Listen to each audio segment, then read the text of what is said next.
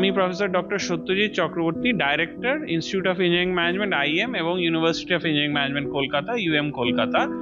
আজকে আমাদের 8th annual convocation হচ্ছে আমাদের ইউনিভার্সিটিতে। এখানে আমাদের 1300 স্টুডেন্ট কনভোকেটেড হচ্ছে, আজকে ওরা ডিগ্রি পাবে। এবং আজকে সবচেয়ে যেটা অ্যাট্রাকশন আজকের অনুষ্ঠানের, যে আমাদের অনারারি যে ডিগ্রিজ পাচ্ছেন তারা দেশ বিদেশের সবচেয়ে শ্রেষ্ঠ মানুষরা আজকে অনারারি ডিগ্রি পাচ্ছেন। আজকে IIT খড়গপুরের ex director professor Parthapratim Chakraborty, উনি আমাদের অনারিস কজা ডিগ্রি পাচ্ছেন। আজকে ডিগ্রি পাচ্ছেন SN বোস ইনস্টিটিউটের ডাইরেক্টর। আজকে ডিগ্রি পাচ্ছেন ISI এর ডাইরেক্টর প্রফেসর সংঘমিত্রা বন্দ্যোপাধ্যায়। আজকে ডিগ্রি পাচ্ছেন TCS রিসার্চের হেড প্রফেসর ডক্টর অর্পণ পাল। আজকে ডিগ্রি পাচ্ছেন XPWC partner Dipankar Chakraborty sir. এইরা হচ্ছে আমাদের দেশের থিঙ্ক ট্যাঙ্ক। আমাদের দেশের যত ন্যাশনাল পলিসিস, যত স্টেটের পলিসিস বা যত ভালো ভালো আবিষ্কার হচ্ছে, এনারা তার সাথে যুক্ত আছে। আমরা অত্যন্ত গর্বিত এদেরকে অনার দিতে পেরে, এদের সাথে স্টুডেন্টদের কানেকশনটা করিয়ে দেওয়ার জন্যে। কারণ এরা কিন্তু সব স্টুডেন্টদের বহু অপরচুনিটিস দেবে। এনারা আজকে আমাদের যে ফাউন্ডার প্রফেসর ডক্টর সত্যজিৎ চক্রবর্তীকে আমরা রিমেম্বার করে তার এই কন্ট্রিবিউশন, তার জন্যই আজকে আমাদের স্টেটে ফার্স্ট প্রাইভেট ইঞ্জিনিয়ারিং কলেজ শুরু হয়েছিল। এবং আজকে আমরা 37 ইয়ার্স ওল্ড। আজকে সেই IIM এখন অনেক ম্যাচিওর ইনস্টিটিউশন হয়ে গেছে। হাজার হাজার ছাত্রছাত্রী বেরোচ্ছে এবং তারা সাকসেসফুলি তারা প্লেসমেন্ট পাচ্ছে, তারা হায়ার স্টাডিজে যাচ্ছে, দেশ বিদেশে যাচ্ছে, তারা স্টার্ট আপ করছে। এবং আজকে আমাদের ইউনিভার্সিটি, আমি খুব গর্বের সাথে বলতে পারি, এমন ম্যাচিওর স্টেজে গেছে যে আমরা নিজেরা ক্লাউড বানাচ্ছি, আমরা নিজেরা GPU তৈরি করছি, আমরা নিজেরা যার থেকে AI মডেলস তৈরি করছি, আমরা নিজেরা একটা 1.5 পেটাফ্লপ সুপার কম্পিউটার তৈরি করেছি এবং খুব শিগগিরই সেটা 3.5 পেটাফ্লপসের দিকে এগোচ্ছে, যেটা হলে আমরা মানে ইন্ডিয়ার one of the fastest super computer তৈরি করে ফেলতে পারবো। এছাড়া ড্রোন টেকনোলজিতে, আন্ডার ওয়াটার ড্রোন টেকনোলজিতে সব দিকেই খুব উন্নতি হচ্ছে আমাদের এখানে। স্বাগতম, শুভ সন্ধ্যা। বাংলা তথা কলকাতার বুকে 12 মাসে 13 পার্বণ। এবং আমার কাছে দুর্গাপূজা বা দুর্গোৎসব যতটা আনন্দের, ততটাই আনন্দের বইমেলা। এবং আপনারা তো জানেন যে বইমেলাতে শয়ে শয়ে স্টলের মাঝখানে আমাদের আকর্ষিত করে যে স্টলটি, বা আমরা CTVN-CN এর পক্ষ থেকে যে স্টলে থাকি, সেটি হচ্ছে UEM এর স্টল। এবং এই বইমেলাতে আপনাদের সরাসরি আমরা আহ্বান করছি যে আপনারা আসুন। আজকে এই অনুষ্ঠানের পর তো আর সময় থাকবে না, কালকে থেকে আসুন নিয়মিতভাবে। নিয়মিত সেখানকার ছেলেমেয়েরা, IIM UM এর ছেলেমেয়েরা দারুণ দারুণ কুইজ করছে এবং সেগুলো টেলিকাস্ট কিন্তু আমরা করব। এবং একই সাথে আপনাদেরকে বলি যে আমরা কম্বাইনলি যে অনুষ্ঠান করি তাতে আকর্ষণীয় পুরস্কারটা বড় কথা, নিশ্চয়ই পাচ্ছেন। কিন্তু কথাটা হচ্ছে যে আপনাদেরকেও আমরা সরাসরি টেলিভিশনের পর্দায় তুলে ধরতে চাই। এবং একই সাথে নতুন বছর তো শুরু হয়ে গেল, এখন তো সেমিস্টার ওয়াইজ হায়ার সেকেন্ডারি আমাদের এডুকেশন শুরু হয়ে যাবে খুব দ্রুত। ফলে কোনো কোয়ারি আপনাদের যদি থাকে, এনকোয়ারি করবার জন্য আমরা সেখানে উপস্থিত থাকবো সকাল থেকে রাত্রি অবধি। এবং সেটা আমাদের কাছে একটা অত্যন্ত আহ্লাদের বিষয়, আনন্দের বিষয়। তো যখন বই নিয়ে কথা বলছি, তখন বইয়ের জায়গায় অবশ্যই আমার প্রশ্ন থাকবে যে বই এখন কম্পিউটারের মধ্যে বোধহয় ঢুকে গেছে। জানি না, যে কম্পিউটার থেকেই তো পড়াশোনা হচ্ছে, সব দেখছি। এবং এই মুহূর্তে কম্পিউটারের অত্যাধুনিক ব্যাপার, AI থেকে শুরু করে সবকিছু, যারা সেই সত্যটাকে জয় করেছে বা সত্যের জিত যারা করেছে, কিংবা এই কম্পিউটার নিয়ে আজকে বিভিন্ন জায়গায় বিভিন্ন সেমিনারে বক্তব্য রেখে বিশ্বের কাছে যে জয়টাকে ধরে নিচ্ছে, সে বিখ্যাত দুই ইঞ্জিনিয়ার আমার সঙ্গে রয়েছেন। আর বাদিকে রয়েছেন professor doctor Satyajit Chakraborty, director IIM group. নমস্কার। এবং ডান দিকে রয়েছেন যার কাছে আমি প্রশ্নটাই রাখবো, এবং মজাদার, এবং বইমেলাতে যখন আসছে তাকে একের পর এক প্রশ্ন করতেই হবে, আমার অত্যন্ত প্রাণের মানুষ, প্রফেসর ডক্টর বিশ্বজয় চ্যাটার্জি, তিনি vice chancellor UM Jaipur. Welcome sir. নমস্কার। আপনার কাছে প্রথম প্রশ্ন, যে তাহলে বই এবং কম্পিউটার কোনটা আগে? দেখুন, কোনটা আগে কোনটা পরে ব্যাপারটা সেভাবে ঠিক হয় না। মানে বইয়ে যে কন্টেন্টটা আছে সেই কন্টেন্টের বেসিসেই ভিডিও তৈরি হয়, সেই ভিডিও থেকে লোকে শেখে। আজকাল এরকমও দেখা যাচ্ছে যে লোকে বই পড়েই না, অনেক স্টুডেন্টও এরকম আছে বই পড়ছে না, শুধু ভিডিও দেখে শিখছে, শেখার চেষ্টা করছে। এখানে দুটো ফ্যাক্টর। জেনারেলি যারা যে ভিডিওটা দেখে, অনেক সময় হয় কি যে কোনো একটা টপিককে আমি দেখলাম, সেই টপিকটা আমি ফট করে ইউটিউব থেকে শুধু সেই টপিকটুকু বার করে শিখে নিলাম বা জেনে নিলাম। এখানে একটা ব্যাপার আছে। দেখুন, আপনাকে এটা মেডিকেল সায়েন্সের সাথে যদি আপনি রিলেট করেন, আপনার কিছু একটা অসুবিধা হচ্ছে, আপনি ফট করে সেইটা একটা মেডিকেলি আপনি গুগলে চেক করলেন যেটার কি ওষুধ, আপনি সেটা খেয়ে নিলেন। তার অন্যান্য এফেক্টসগুলো বা কী কারণে হতে পারে কোরিলেট করলেন না, সেটা তো উচিত না, ডাক্তারকে সবসময় জিজ্ঞেস করা উচিত। সেরকমই আপনি যখন একটা কোনো কন্টেন্ট পড়ছেন, শুধু সেই কন্টেন্টটুকু যদি আপনি ভিডিও থেকে দেখে নেন, তাহলে কি হয়, তার আগে পরে যে জিনিসগুলো যদি প্রপারলি না শেখেন, তাহলে কিন্তু গন্ডগোল হয়ে যেতে পারে। মানে আমি যেভাবে জিনিসটাকে দেখছি সেটা কোন অ্যাঙ্গেল থেকে, কোন ভিউ পয়েন্ট থেকে হলে এরকম, এই জায়গাটা জানা দরকার। তার মানে তার ভিডিওর আগের ভিডিও বা সেই ভিডিওটা প্রথম থেকে শুরু করে সেই টপিকটা, এটা কিন্তু ইম্পর্টেন্ট। আপনি খাপছাড়া ভিডিও করলে চলবে না।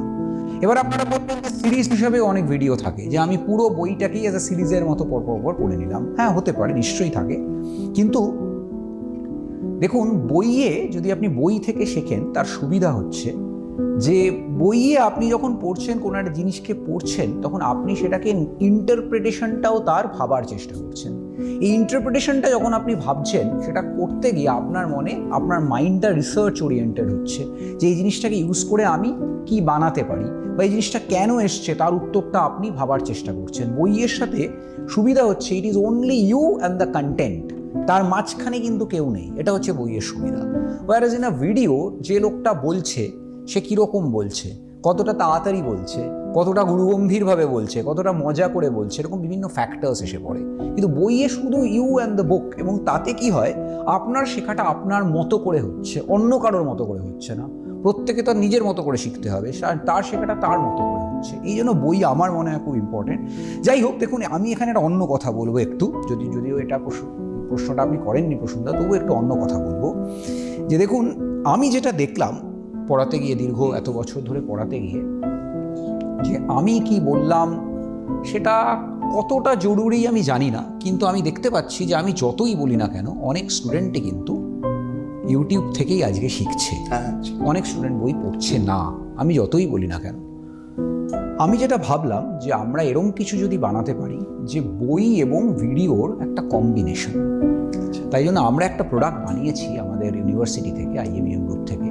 যে প্রোডাক্টটা কি করে, যে কোনো স্টুডেন্ট যদি একটা গ্লাস পড়ে, মেটাভার্স যে গ্লাস হয়, সেই গ্লাসগুলো যদি পড়ে সে যদি একটা বইটাকে পড়তে বসে, সঙ্গে সঙ্গে কী করবে, ওই বইয়ের কন্টেন্টটা একটা ভিডিও ফরম্যাটে ওর চোখের সামনে দেখাবে। মানে বইটাও দেখাবে, বইয়ের ওপরে ভিডিও ফরম্যাটে দেখাবে। ফর এক্সাম্পল, কেউ একটা আলেকজান্ডার নিয়ে পড়াশোনা করছে, আলেকজান্ডারটা নিয়ে যখন সে পড়ছে, আলেকজান্ডারকে নিয়ে যখন সে পড়ছে, আলেকজান্ডার দ্য কিং, তখন সে তার সম্বন্ধে পড়লো, যেটুকু পড়লো, সঙ্গে সঙ্গে একটা আলেকজান্ডার দ্য কিংয়ের একটা ভিডিও মতো ওর চোখের সামনে এলো, সেটা দেখিয়ে দিল যে Alexander the king is doing that thing, যে কোনো একটা যুদ্ধ জয় করেছে, সেই যুদ্ধ জয়টা একটুখানি ভিডিও ফরম্যাটে ও চোখের সামনেও দেখিয়ে দিল, because of that Oculus headset বা মেটাভার্স গ্লাস যেটা সে পড়ে রয়েছে, সে অকিউলাস হেডসেট সে পড়ে আছে তার চোখের সামনে, যেটাকে আমরা অগমেন্টেড রিয়েলিটি বলি। মানে অ্যাকচুয়াল রিয়েলিটিটা ওর সামনে আছে, বইটা রয়েছে, কিন্তু বইয়ের কন্টেন্ট একটু ভিডিও ফরম্যাটে ওর চোখের সামনে এলো। মানে কম্বিনেশন অফ বোথ। আমি জানি না এই ভিডিওটা একটু আমরা দেখিয়ে দিচ্ছি, একটু দেখা, যেখানে আপনার একটা কসরত আমরা দেখেছি। না, সেটা নয়, এটা অন্য video. Hello and welcome. You are reading The Written World: How Literature Shaped History.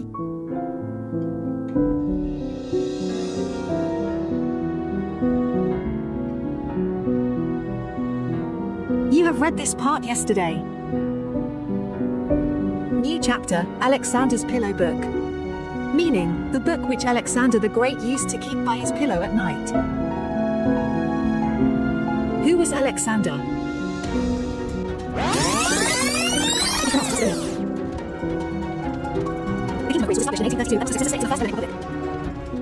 আমি যেটা এটা করার উদ্দেশ্য হচ্ছে এই যে বইয়ে আপনি মানে স্টুডেন্ট যেটা পড়ছে সেটা থেকে সে ওই যে বললাম ইন্টারপ্রিটেশনটা সে তার নিজের মতো করেও পড়লো, আবার তার শেখার সুবিধাটাও হয়ে গেল because of the video, combination of both.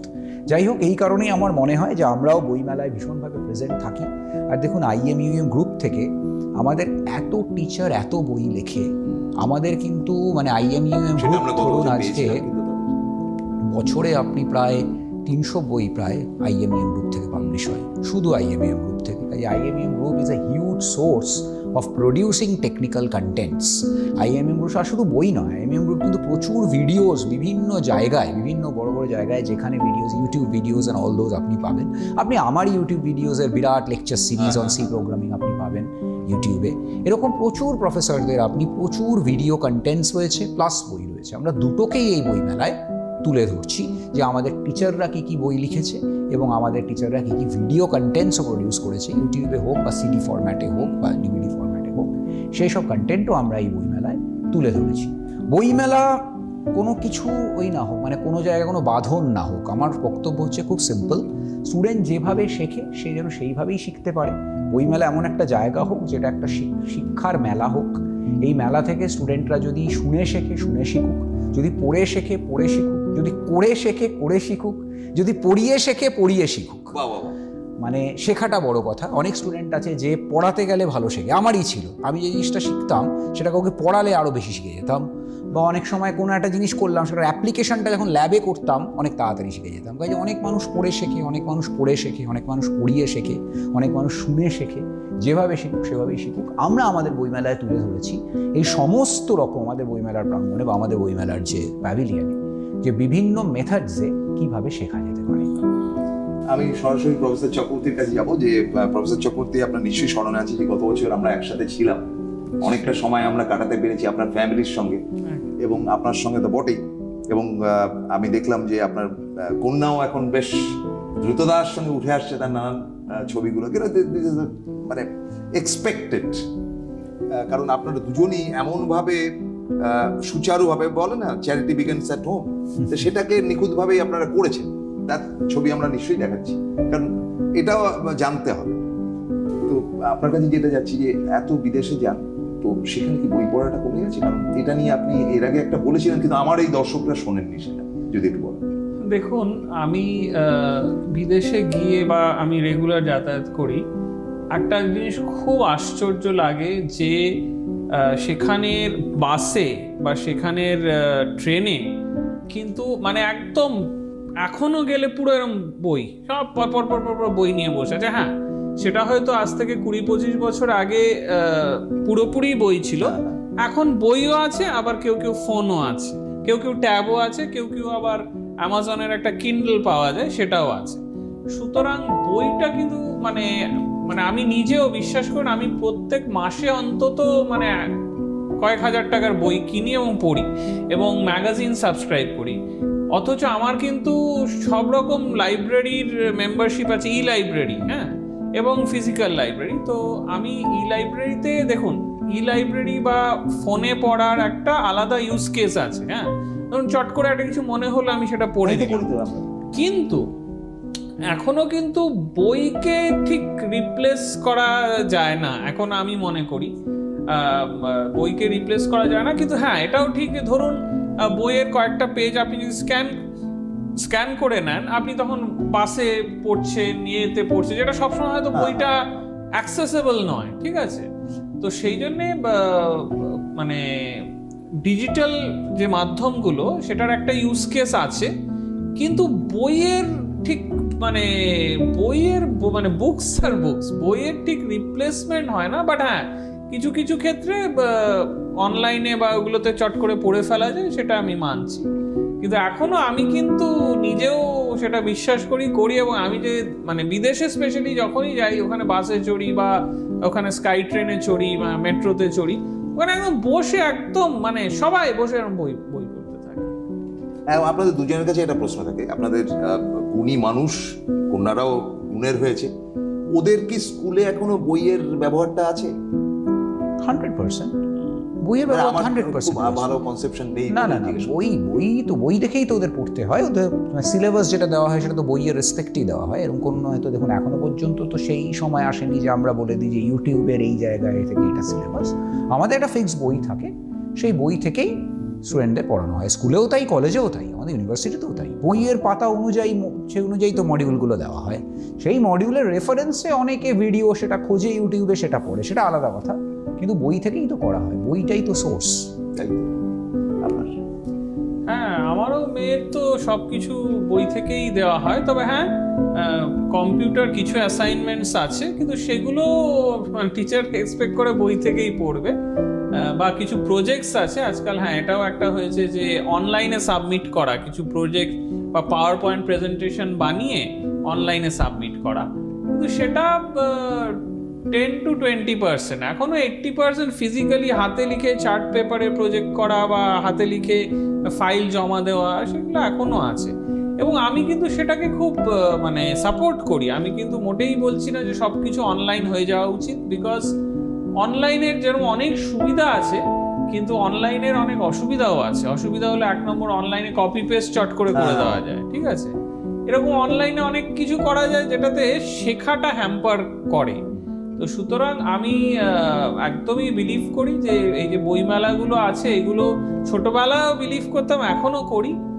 ও এখনো বইমেলায় গেলে আমি একদম মানে ঝোলা ভর্তি বই কিনি।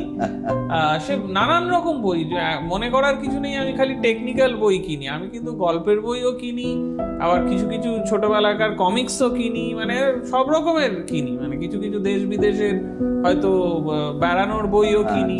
হ্যাঁ, বিভিন্ন ভ্যারাইটি অফ বই কিনি এবং বই আমি রেগুলার পড়িও।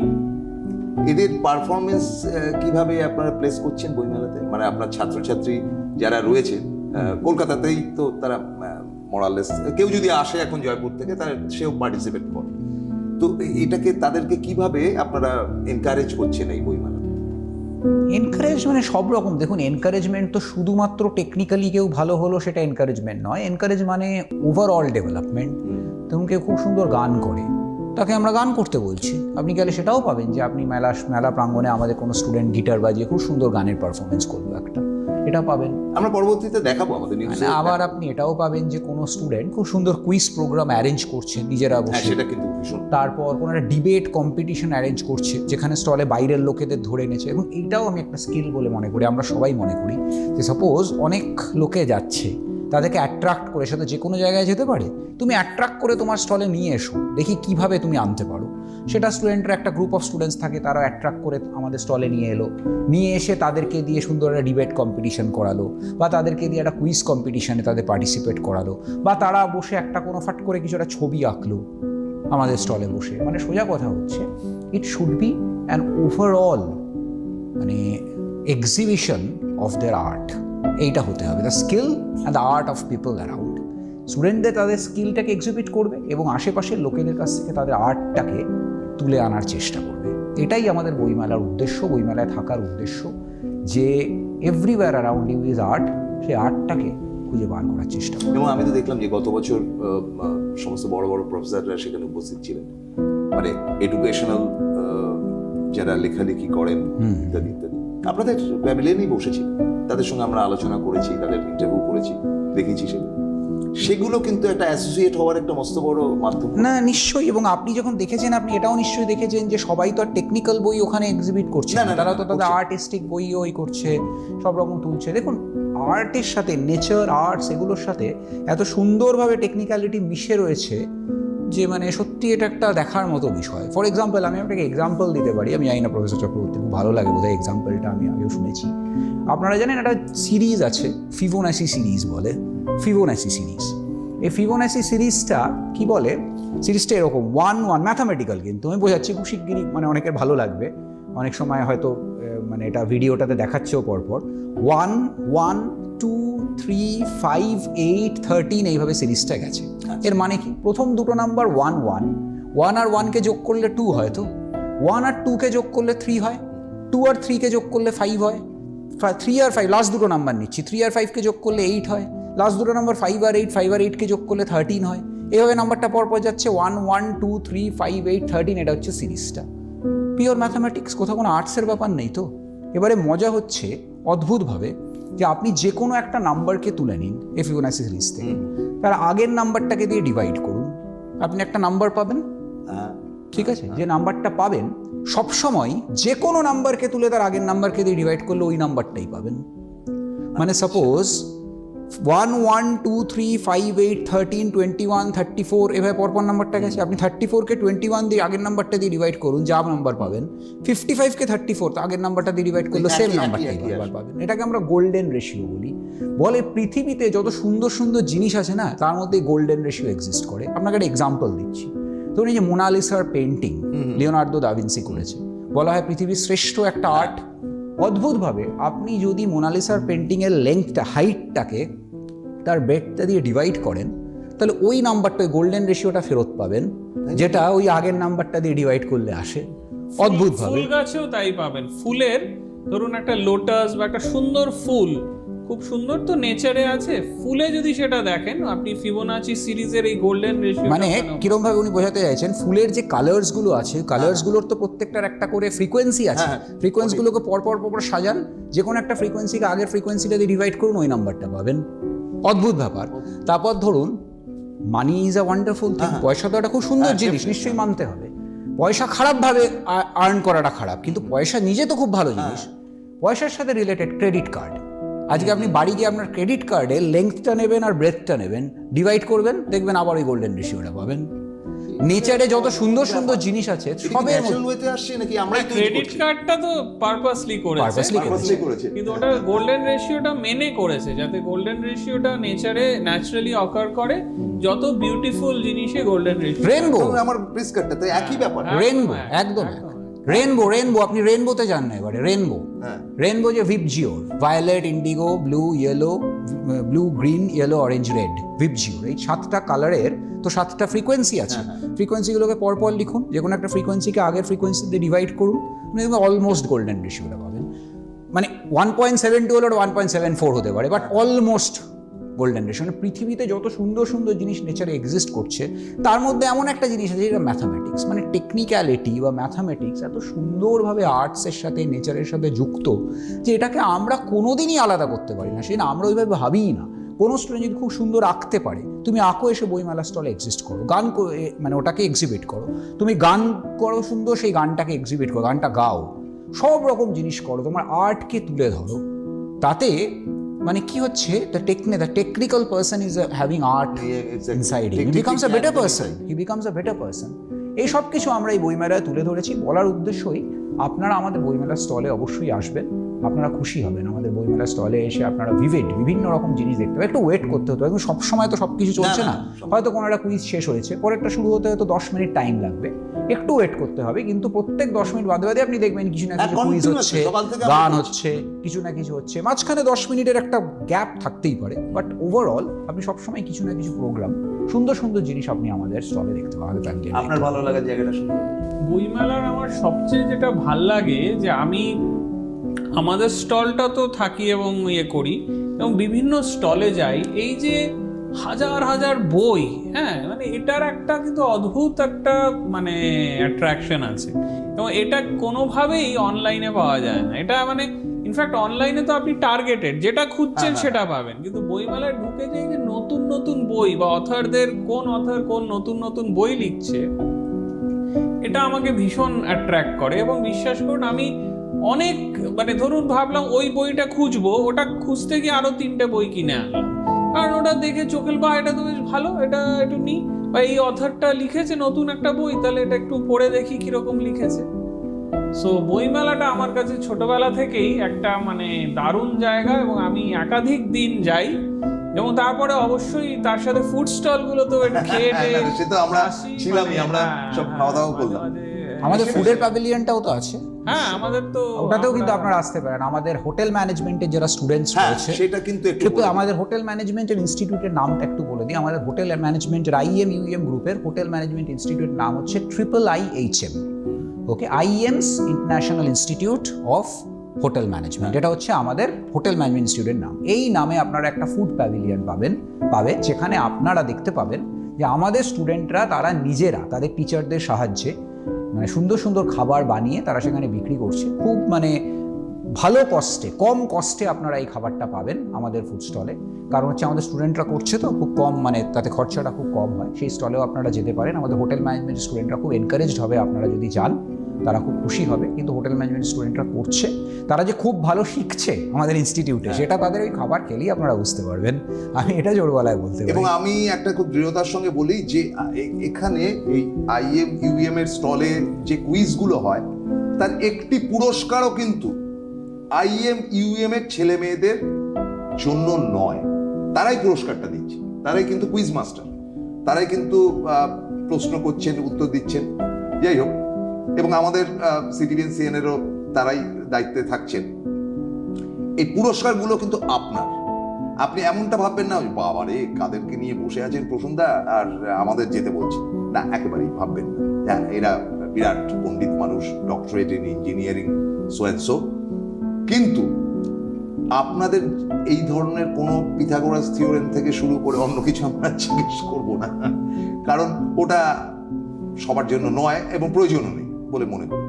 ফলে আপনাদের জন্য নর্মাল থাকবে যে সচিন তেন্ডুলকার কোন ইনিংসটা হয়তো কথার কথা যে কোন ইনিংসটা একটা সাংঘাতিক গন্ডগোল পাকিয়ে ফেলেছিল ভারতবর্ষের খেলাতে, কোনো একটি খেলাতে সচিন তেন্ডুলকারকে নিয়ে একটা বিরাট ঝামেলা হয়েছিল, হয়তো এই প্রশ্নটা করলাম, আপনি উত্তর দিলেন, প্রাইজ নিয়ে নিন ফটাফট, হাতে হাতে টাটকা টাটকা পুরস্কার। সুতরাং নো হারি, আপনারা চলে আসুন। স্টার্ট হয়ে গেল না, দুটো দিন হয়ে গেল, 23 এবং 24, আজকে তো 24। ফলে এইটার জন্য কিন্তু আমরা বারবার করে আপনাদের আহ্বান করছি। এবং দ্বিতীয় ব্যাপারটা স্যার ওটা একটু বলে দিন, যে যারা নতুন ভর্তি হবে আগামী বছর। হ্যাঁ, যারা নতুন ভর্তি হবে আগামী বছরে তাদের জন্য আমাদের IMJEE অনলাইন পরীক্ষা শুরু হচ্ছে। তো সুতরাং আপনারা আমাদের অ্যাডমিশন যে অফিসে যান বা ওয়েবসাইটে বা হ্যাঁ ওখানেও খোঁজ নিতে পারেন, নিয়ে আমাদের IMJEE পরীক্ষাটার জন্য রেজিস্টার করুন। পরীক্ষাটা দিলে তারপরে র্যাঙ্ক অনুযায়ী, মার্কস অনুযায়ী আপনাদের ভর্তির পাথটা খুলবে। আমি এইটুকু প্রতিশ্রুতি দিতে পারি যে প্রফেসর চ্যাটার্জি ব্যস্ত মানুষ, তিনি হয়তো জয়পুরে চলে যাবেন, আবার আসবেন, কিন্তু বইমেলাতে তিনি থাকবেন আশা করি, এবং তাকে ধরে রাখতেই হবে। এবং প্রফেসর চক্রবর্তী একটু পালিয়ে বেড়ান, তো আগের বারে আমি ধরে বেঁধে নিয়ে এসেছিলাম। এনারা কিন্তু থাকবেন এবং আপনারা থাকবেন, এবং আপনাদের একটাই টার্গেট থাকবে, বইমেলায় দেখুন, সবই দেখুন, সব ঘুরে দেখুন, কত কিছু হচ্ছে, বাট একবার আসতেই হবে। কারণ আমি আবার ওখান থেকে নড়ি না, আমার নিজেরও একটু পায়ের সমস্যা রয়েছে, আমি ওখানেই বসে থাকি। সুতরাং আপনাদের সঙ্গে একটু গল্প করবার খুব ইচ্ছা, খুব বাসনা, এবং আপনাদের কিছু ভিডিও আমরা তুলতে চাই, এবং সেগুলো কিন্তু ওখানেই সম্ভব, অনলি দেয়ার, মানে 5 নম্বর গেট দিয়ে ঢুকে তার পেছনেই দেখবেন যে বুক গিল্ডস অফিসটা রয়েছে, বিরাট অফিস, তার একদম সামনেই আমরা থাকবো। এইটুকু অ্যাসিওর করে আজকের মতো শেষ করতে হচ্ছে। দেখা হবে লাস্ট ডে অফ জানুয়ারিতে। আজকের মতো বিদায় নিচ্ছি। Thank you sir. Thank you.